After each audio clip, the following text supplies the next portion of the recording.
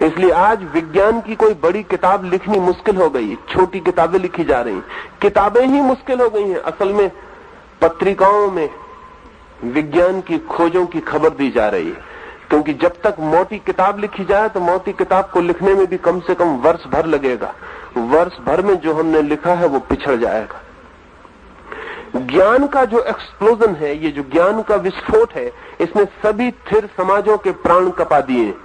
बदलने की हिम्मत नहीं, बदलने की आदत नहीं, बदलने का अनुभव नहीं, और बदलाहट इतने जोर से टूटी है कि या तो हम अंधे हो जाएं और दुनिया से अपने को तोड़ लें और अपने कुएं में बंद हो जाएं, या फिर हमें जोर से बदलना पड़ेगा। टूटने का भी कोई उपाय नहीं, अपने कुएं में बंद होने का भी कोई रास्ता नहीं। दीवारें खड़ी करके भी हम दुनिया के ज्ञान को रोक नहीं सकते, वो ज्ञान आएगा ही, और अगर हम रोकेंगे तो हम मरेंगे, बिना ज्ञान के भी मर जाएंगे, वो अज्ञान भी हमारी मौत बन जाएगा। ये जो ज्ञान का विस्फोट है, इसने एक और कठिनाई पैदा की है, वो कठिनाई भी ख्याल में ले लेनी जरूरी है, तो भारत किस ओर उसे समझने में आसानी हो जाएगी। वो ये कठिनाई हुई है कि पुरानी दुनिया में बूढ़ा आदमी सदा ही ज्यादा जानता था। शिक्षक विद्यार्थी से हमेशा अनिवार्य रूप से ज्यादा जानता था, बाप बेटे से हमेशा ज्यादा जानता था, माँ बेटी से हमेशा ज्यादा जानती थी, स्वभावतः, क्योंकि इतनी कम बदलाहट होती थी कि जिस आदमी के पास ज्यादा अनुभव था वही ज्यादा ज्ञानी था। अब बदलाहट इतनी तेजी से होती है कि जिस आदमी के पास जितना पुराना ज्ञान है वो उतना ही अज्ञानी हो जाता। आज शिक्षक और विद्यार्थी के बीच बहुत फासला नहीं, अक्सर तो 1 घंटे का फासला होता है, घंटे भर पहले वो तैयार करके आया होता है, बस उतना ही फासला होता है। और जब शिक्षक घंटे भर स्कूल या कॉलेज में पढ़ा चुका होता है तो विद्यार्थी और शिक्षक बराबर ज्ञान की स्थिति में आ गए होते हैं। और अगर कोई बहुत प्रतिभाशाली विद्यार्थी हो तो शिक्षक से ज्यादा जान सकता है, उसकी कोई कठिनाई नहीं रह गई। बेटा बाप से ज्यादा जानता है, क्योंकि बाप 30 साल पहले यूनिवर्सिटी से निकला होता है, बेटा 30 साल बाद यूनिवर्सिटी से आता है। 30 साल में ज्ञान नए आकाश छू लेता है, नई उपलब्धियां हो जाती। हमेशा पहली दुनिया में बेटे ने बाप से पूछा था, लेकिन बहुत ज्यादा दिन वो दूर नहीं है जब हमेशा बाप को बेटे से पूछना पड़ेगा कि नया ख्याल क्या है, नई स्थिति क्या है, नई समझ क्या है, नया सोच क्या है, नया विचार क्या है, नई उपलब्धि क्या है। और बहुत हैरानी न होगी कि हमें बूढ़े आदमियों को वापस रिफ्रेशर कोर्सेज के लिए यूनिवर्सिटीज में भेजना पड़े।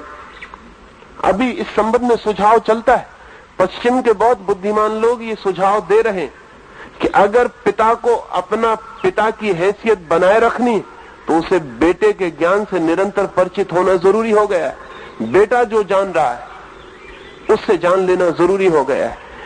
ये जो बेटे के पास नई उम्र के आदमी के पास ज्यादा ज्ञान हो गया है, इससे बड़ा उपद्रव पैदा हुआ है। स्वभावतः बाप जब सब कुछ जानता था और बेटा कुछ भी नहीं जानता था, तो बाप के प्रति एक आदर था जो डगमगा गया है। वो आदर अब आगे नहीं रह सकता, क्योंकि वो आदर ज्ञान पर खड़ा था। बाप ज्यादा जानता था, बेटा कम जानता था, इसलिए बाप आदृत था। अब वो बात खत्म हो गई। गुरु और शिष्य के बीच हजारों साल का फासला था। गुरु जानता था हजारों साल के अनुभव को और शिष्य को कुछ भी पता नहीं था, तो शिष्य गुरु के चरणों में सिर रखता था। अब ये सिर रखना बहुत मुश्किल हो गया है, क्योंकि अब फासला, डिस्टेंस बहुत कम है, ना के बराबर है, नहीं रह गया है। ये जो स्थिति है, इस स्थिति ने पहली दफा ये सवाल ठीक से उठा दिया है, भारत किस ओर, अब भारत कहां जाएगा? क्या भारत को अब भी भारत का बूढ़ा आदमी दिशा देगा? अगर देगा तो भारत कहीं भी नहीं जाएगा, वो जहां था वहीं रहेगा।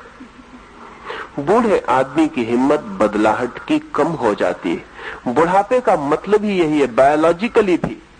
जो जीव शास्त्र आप में से पढ़ते होंगे वो भी कहेंगे कि बुढ़ापे का मतलब ही यह है कि बदलाहट की क्षमता कम हो गई, बूढ़े की नसें सख्त हो जाती हैं, अब बदल नहीं सकती। बच्चा बदल सकता है, लोचपूर्ण है, फ्लेक्सिबल है। अगर बूढ़े भारत को दिशा देंगे तो वे दिशा नहीं देंगे। भारत जैसा सरोवर था, तालाब, वे उसे वैसा ही बनाए रखना चाहेंगे। लेकिन अगर बच्चे भारत को दिशा देंगे तो भी कम खतरा नहीं, क्योंकि बूढ़े दिशा देंगे तो तालाब सड़ जाएगा, बंद रह जाएगा, हम दुनिया के साथ गति न कर सकेंगे। और अगर बच्चों ने दिशा दी तो सिर्फ अनार्की पैदा होगी, अराजकता पैदा होगी, 1000 दिशाएं हो जाएंगी, नदी नहीं बनेगी, 1000 छोटी छोटी धाराएं टूट जाएंगी, समाज बिखर जाएगा, व्यवस्था खंडित हो जाएगी और एक अराजकता, एक अनार्की पैदा हो जाएगी। अगर हम बूढ़े से दिशा मांगे तो डेडनेस परिणाम में आएगी, मृत्यु, एक मुर्दा समाज। और अगर हम बच्चों से दिशा मांगे तो एक अनार्की पैदा होगी, एक अराजक समाज। ये दोनों ही विकल्प चुनने जैसे नहीं। अगर बूढ़े दिशा देंगे तो भारत के अतीत को ही वो भारत पर फिर से थोपना चाहेंगे, वो फिर राम राज्य ही लाना चाहेंगे। हालांकि कोई चीज कभी लौटाई नहीं जा सकती, जो गई वो गई। इतिहास पुनरुक्त नहीं होता है, इस जगत में कुछ भी लौटता नहीं, जो गया वो गया, पुनरुक्ति नहीं होती। राम राज्य लौटाया नहीं जा सकता है, लेकिन अगर बूढ़े भारत के भविष्य की भी कल्पना करेंगे तो राम राज्य की भाषा में करेंगे। अतीत ही उनके लिए नक्शा होगा, वे उसी नक्शे को भारत पर थोपना चाहेंगे। ये संभव नहीं। इस चेष्टा में भारत के विकास की संभावनाएं क्षीण होंगी। अगर भारत के बच्चे भारत को दिशा देना चाहेंगे तो स्वभावतः वे भारत के ऊपर पश्चिम को थोपना चाहेंगे, क्योंकि आज भारत के बच्चे के पास जो भी ज्ञान उपलब्ध हो रहा है वो पश्चिम से उपलब्ध हो रहा है। और ध्यान रहे, जिस तरह अतीत को नहीं ओढ़ा जा सकता, उसी तरह किसी दूसरी संस्कृति और दूसरे समाज में पनपे हुए ख्यालों को भी हम कभी आत्मसात नहीं कर सकते। वे कभी हमारी आत्मा नहीं बन सकते। हम कपड़े तो बदल सकते हैं दूसरों से, आत्माएं नहीं बदल सकते हैं। आत्माओं की जड़ें होती हैं, रूट्स होती हैं, लंबी उसकी कथा और यात्रा होती है। अगर भारत के बूढ़ों ने भारत को दिशा दी तो भारत अपने अतीत को ओढ़ने की कोशिश करेगा, जो असंभव है। और अगर भारत के बच्चों ने भारत को दिशा दी तो भारत पश्चिम को ओढ़ने की कोशिश करेगा, जो कि उतना ही असंभव है। ना तो हम पूरब के अतीत को ओढ़ सकते हैं और न पश्चिम के वर्तमान को ओढ़ सकते। फिर भारत के लिए उपाय क्या है? साधारणता ये दो ही विकल्प दिखाई पड़ते हैं। या तो 100% भारतीय रहो, 100% भारतीय। कोई होता नहीं दुनिया में, होगा तो मरा हुआ आदमी होगा। 100% भारतीय बनाना चाहेगा भारत का बूढ़ा मन, और या फिर 100% पाश्चात्य वेस्टर्न बनाना चाहेगा भारत का नया मन। ये दोनों ही विकल्प मेरे लिए सार्थक नहीं मालूम होते, और ये दो ही विकल्प दिखाई पड़ रहे हैं। और